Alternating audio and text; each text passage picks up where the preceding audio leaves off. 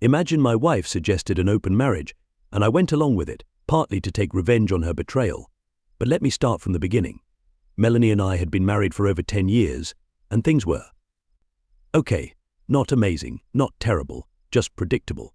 You know how it goes: routine, work, bills, maybe a movie on a Friday night if we were feeling adventurous. Apparently, okay wasn't good enough for Melanie. To her, okay was just another word for boring. And that's where everything started to fall apart.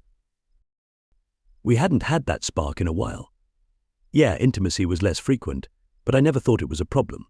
Honestly, I had no clue anything was wrong. I guess I missed the memo that there was a crisis brewing in Melanie's mind. At first, she dropped little hints, subtle things like, "Don't you think we could use a little more excitement? Or wouldn't it be fun to spice things up?" I assumed she meant things like taking a trip or trying a new hobby together. You know, normal couple stuff. Then one night, out of nowhere, she drops a bombshell. We were sitting on the couch, half watching some random Netflix series, when she suddenly goes, "Jake, I've been thinking, what if we opened up our marriage?" I swear I thought I misheard her or that she was joking. An open marriage, like sleeping with other people and casually chatting about it over dinner. I'm not exactly conservative, but this was coming from Melanie, the same woman who used to get jealous if a waitress smiled at me. And now she was suggesting this. I was speechless, and all I could manage was, "What the hell are you talking about?" But she wasn't joking. She was dead serious, delivering this well-rehearsed speech about how it could bring excitement back to our lives, how we'd still be committed, but with the freedom to explore, she said intimately. Like she was describing a menu item at some fancy restaurant, not detonating a bomb in our marriage. I felt like I'd been punched in the gut. My mind was racing. Had she already met someone? Was this some guy's idea that she was suddenly sold on? I started grilling her. "Is this about someone else? Are you cheating on me?" But Melanie, calm as ever, deflected every question like a pro.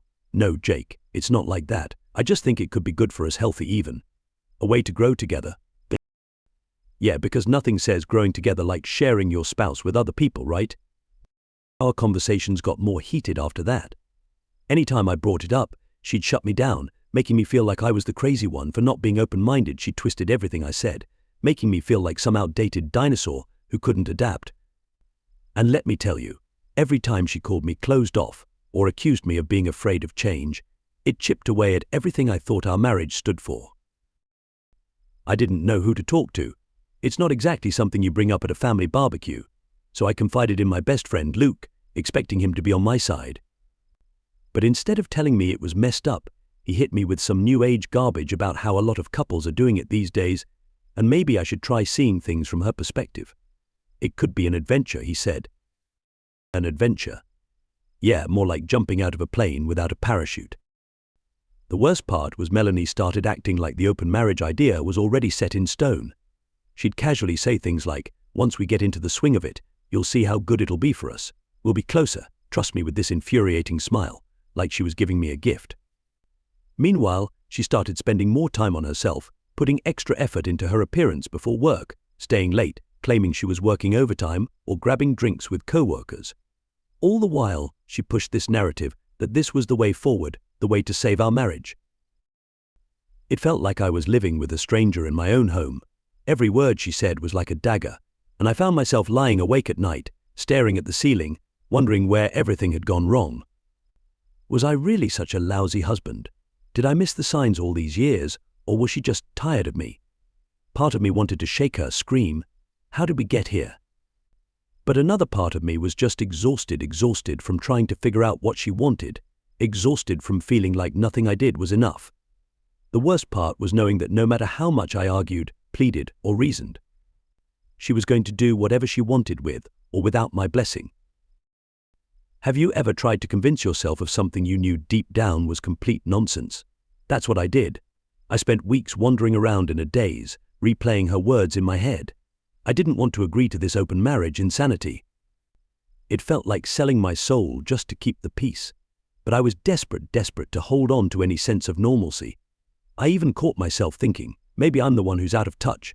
Maybe this is how marriages are supposed to evolve. Yeah, I know. Pathetic. Eventually, I caved. I don't even know how it happened. Maybe I just got worn down by her constant "we need this" speeches. One night, I said, "Fine. If this is what you want, we'll try it." Of course, she was over the moon, acting like I'd agreed to a weekend getaway, not the total destruction of our marriage. She hugged me, kissed me, and whispered, "You won't regret this." The irony. That was the first time she'd touched me like that in months. It made me feel used. Like I was just another pawn in some twisted game she was playing. So I tried to play the part of the modern man, pretending I was open to the idea, pretending I was on board. But inside, it felt like something was dying. Each day, I woke up with a knot in my stomach, an uneasy mix of fear, anger, and self-loathing. But I tried to hide it. I wanted to be the kind of guy who could roll with this, who could be okay with these new rules. I kept telling myself that maybe this would work, that maybe it would somehow save what was left of our marriage. But it didn't. It just made everything worse. Melanie changed almost overnight. It was like she suddenly saw the world through a lens that didn't include me. She started putting way more effort into her appearance, going out of her way to look stunning. And I don't just mean nicely put together, I'm talking sultry vibes, tight dresses, perfect hair, and makeup that screamed for attention. I'd watch her walk out the door, and instead of thinking, "Wow, my wife looks beautiful," I found myself wondering, who is she trying to impress? The late nights started too. She began coming home later and later, always with flimsy excuses. Work ran late, or I grabbed drinks with the girls, but the excuses were so weak that I wondered if she even cared enough to lie convincingly. Sometimes she'd waltz in with this big smile on her face, acting like everything was perfectly normal, asking about my day as if we were still that happy couple from years ago. But I could hardly look at her anymore. It didn't take long for suspicion to settle in. My gut was screaming at me and I couldn't ignore it. There was no way this was all innocent. I knew Melanie too well to not see through her. The way she avoided eye contact when I asked about her day, the fake cheerfulness in her voice, it was all a front. And it wasn't for me. I was convinced she was seeing someone, but I needed proof. I had to see it for myself before confronting her, or worse, looking like some paranoid idiot. So, like a desperate man, I followed her. One Wednesday night, I told her I'd be working late, and she barely acknowledged it as she got ready for another night out with the girls. I parked a few blocks away, watching as she stepped out of the house, looking like she was ready for a red carpet event. My stomach churned as I waited, giving her a head start before I tailed her, keeping enough distance so she wouldn't notice. She drove across town and ended up at a fancy restaurant, the kind we hadn't been to in years. And there he was, waiting for her at the door. Some guy, tall with a cocky smile, standing there like he was God's gift to the world. I watched as Melanie practically floated into his arms, greeting him with a hug that lingered a little too long. The way they looked at each other, it felt like a punch to the gut. You know that look two people share when they have chemistry, that unspoken connection. That's what I saw. She was giggling, twirling her hair, leaning in close as they talked. It was like I no longer existed in her world. I stayed in my car, gripping the steering wheel so tight my knuckles turned white. A part of me wanted to storm in there, flip the table, and drag her out, making a scene for everyone to see. But I didn't. I just sat there, watching them eat, sipping wine, acting like they were the only two people in the world. Later that night, when she finally came home, she had the audacity to walk in like everything was fine. "Hey babe," she said, as if she hadn't spent the last few hours wrapped up with some other guy. I couldn't take it anymore. I wasn't about to pretend like I was okay with any of this. "Where the hell were you?" I snapped, unable to hide the anger in my voice. She looked at me with that fake surprise, like I'd asked the most ridiculous question in the world. "I told you, Jake, I was out with the girls." "Bullshit," I shot back. "I saw you with some guy." Her face fell for a moment, like she didn't expect to get caught so soon. But she quickly recovered, her eyes narrowing as she went on the defensive. "Are you following me now? Jesus, Jake, what's your problem? We agreed to try this. You can't accuse me of cheating when we have an open marriage." She said open marriage like it was some magic phrase that made everything okay, as if the minute I reluctantly agreed to this, it meant she could do whatever she wanted with no consequences. My anger boiled over. Open doesn't mean sneaking around behind my back. I never agreed to this. Her expression shifted, colder, more defiant. "Maybe you should make up your mind about what you actually want, Jake, because this back and forth crap isn't working. You're either in or you're out." There it was, a challenge, daring me to make the call. End it all, if I couldn't handle her adventure, but I wasn't ready to make that choice. Not yet. Instead, I stormed out of the house, slamming the door behind me, leaving her standing there with that smug look on her face, like she was winning this twisted game she thought we were playing. After that blow-up, I knew one thing for sure: I couldn't just sit by and let her keep playing me for a fool. I couldn't unsee what I'd seen my wife cozying up to some guy while I sat in the parking lot like an idiot. I was angry, humiliated, and done pretending to be the understanding husband. You ever have that moment where something inside snaps, and you're just done trying to make sense of the chaos? That was me. I started thinking about how to turn the tables, how to make her feel even a fraction of the pain she was putting me through, and what better way to do that than to use her own twisted idea against her. Fine, I thought. You want an open relationship? Let's see how you like it when I'm the one having some fun. It felt dirty, sure, but the thought of seeing her face when she realized she wasn't the only one playing this game that kept me going. I threw myself into the dating scene, trying to find someone who'd be up for a little mischief. But here's the thing, it's not as easy as you'd think. Turns out, married life doesn't exactly prepare you for jumping back into the dating world.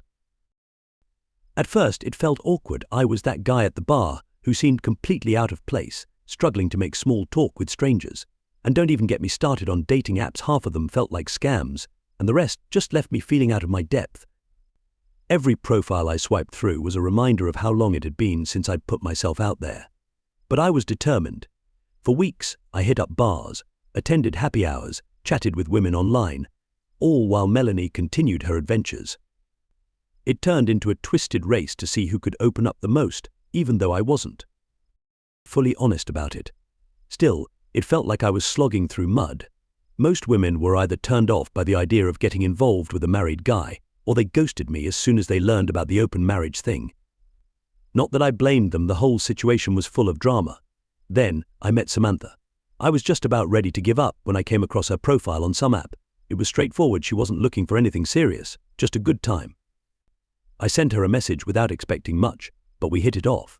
She had this laid-back attitude, sharp wit, and an easy laugh that felt refreshing compared to the whirlwind my life had become. We started talking every day, and before long we met up for drinks. Samantha was different. She carried herself with a confidence that was hard to ignore, like she didn't care what anyone thought. And when I told her about Melanie and the whole open relationship disaster, she didn't flinch. Instead, she leaned in, eyes bright with curiosity, and asked for every detail: what led up to it, how I felt, all of it. It was like she found the whole mess of my marriage fascinating, like it was some kind of juicy soap opera. I didn't know whether to feel relieved or embarrassed. "Let me get this straight," she said, swirling her drink as she took it all in. "Your wife wants an open marriage, but gets mad when you have a problem with her seeing another guy." "Pretty much," I muttered, feeling a mix of shame and frustration. Samantha chuckled, shaking her head. "Sounds like she wants all the fun without any of the consequences." Typical. That's when she dropped the idea, the crazy, brilliant, reckless idea that would turn everything upside down. "Why don't you let her get a taste of her own medicine?" she suggested, leaning forward with a mischievous grin. "Invite me over, introduce me as your special friend, and let's see how she reacts when things get cozy between us." She raised an eyebrow, waiting for my response. I was stunned. The audacity of it all. It was exactly the kind of chaos Melanie had brought into our lives. And here I was, being offered a golden opportunity to throw it right back in her face. But I hesitated. Could I really go through with something like that? Sure. I was angry, furious, even, but was I really the kind of person who would stoop to that level? And what would it solve anyway? "Don't overthink it," Samantha said, sensing my hesitation. "You're not doing anything wrong. She opened this door. She can't be mad when you walk through it. Besides, I don't mind helping out. Seems like you could use a win for once." A win. That's exactly what it felt like, finally getting the upper hand in a situation where I'd felt powerless for so long. After all, Melanie had practically dared me to live this open lifestyle, so why not give her what she wanted, or at least what she said she wanted? The more I thought about it, the more it made sense. If this was the game she wanted to play, then maybe it was time for me to play to win. So I agreed. Samantha and I kept meeting up in the following weeks. At first it was casual, just drinks, talking, the occasional kiss, but as we spent more time together, the line between revenge and something more began to blur. It felt good, even liberating, like I was finally reclaiming some of my dignity. And Samantha, she was all in, completely up for the ride. She'd tease me about how things would go down, making jokes about the look on Melanie's face when she walked in and found us together. The plan was simple. I'd invite Samantha over for a small gathering, just me and a few other friends. Then, when the time was right, I'd make my move, put my arm around Samantha, kiss her in front of Melanie, and watch the fireworks explode. It was all set up to be this big, dramatic moment of revelation, a confrontation where I'd expose Melanie's hypocrisy for everyone to see. But as the day got closer, I started getting cold feet. Was this really me? Was I actually going to go through with it? Sure, Melanie deserved to be called out, but was I really going to turn our crumbling marriage into a public spectacle? Every time I thought about it, I flip-flopped between feeling like some sort of badass avenger and a complete scumbag. And yet, I couldn't deny the thrill of it, the idea of finally taking back some control, of standing up for myself and showing Melanie that I wasn't just going to roll over and take it. It was intoxicating. The day of the party arrived, and I was a nervous wreck. Melanie didn't suspect a thing. She left the house that morning as if everything was normal, while I stayed behind, getting everything ready. Samantha showed up early, looking stunning as always, and ready to play her part.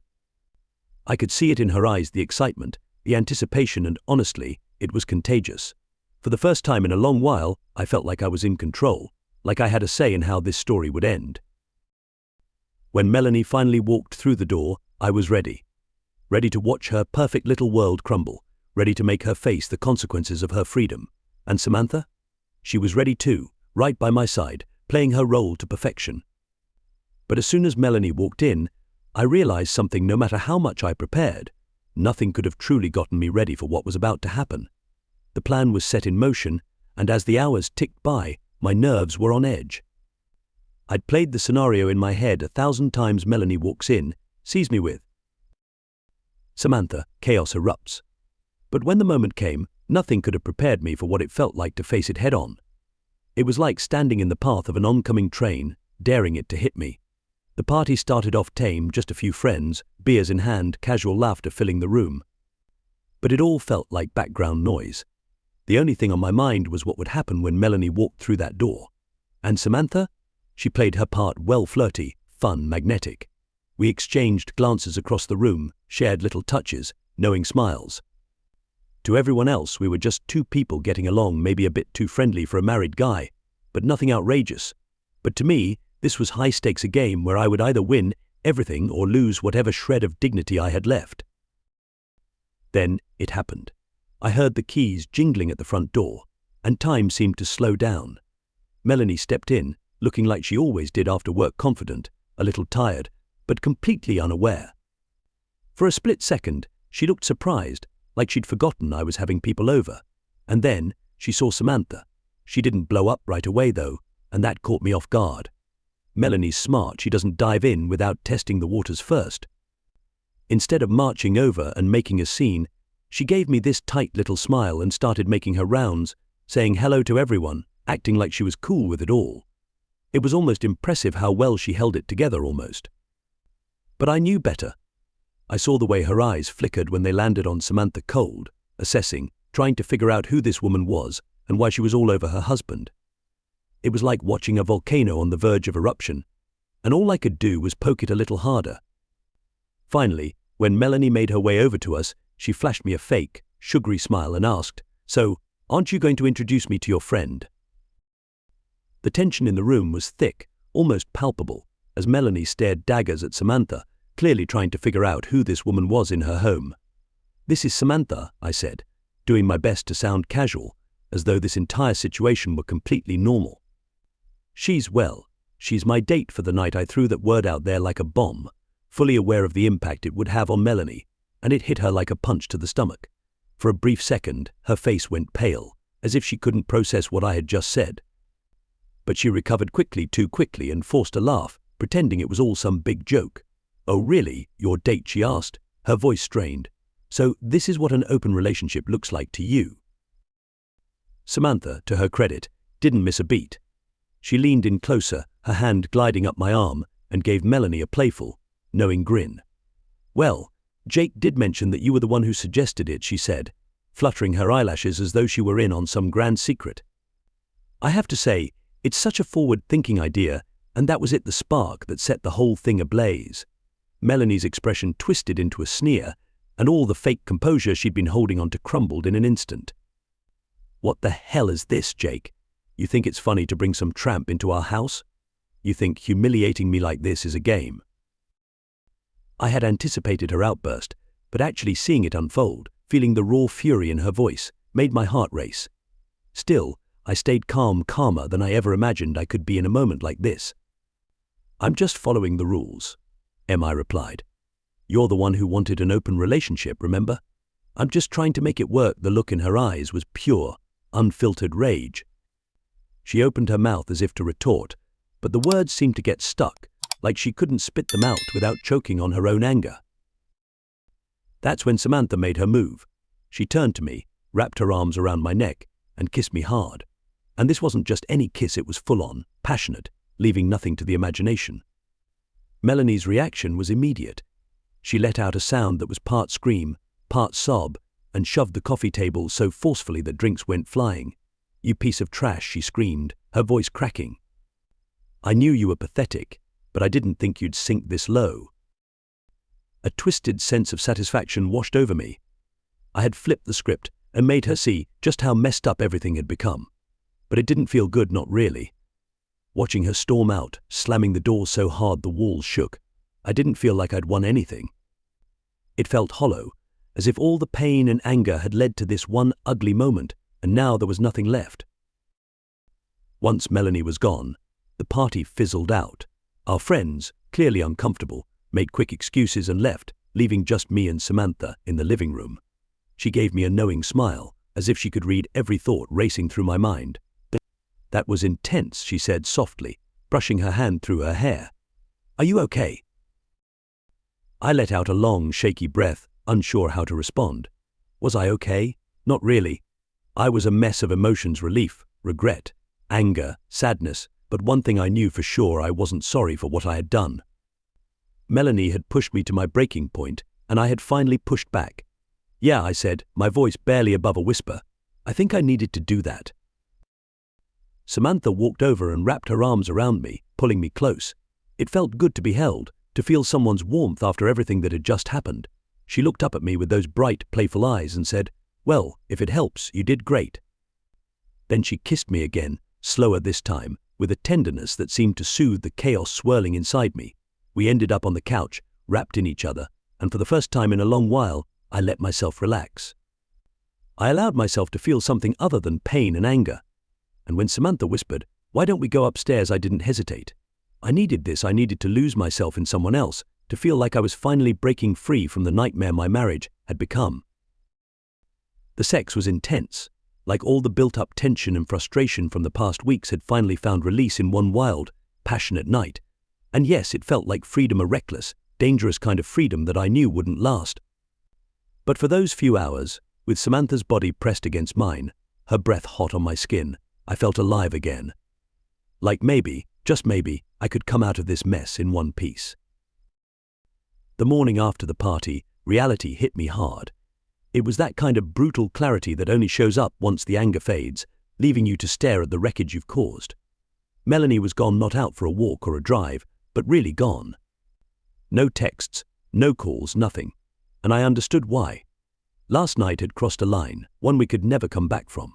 The thrill of revenge had been replaced by a sinking feeling, like I had finally hammered the last nail into the coffin of our marriage.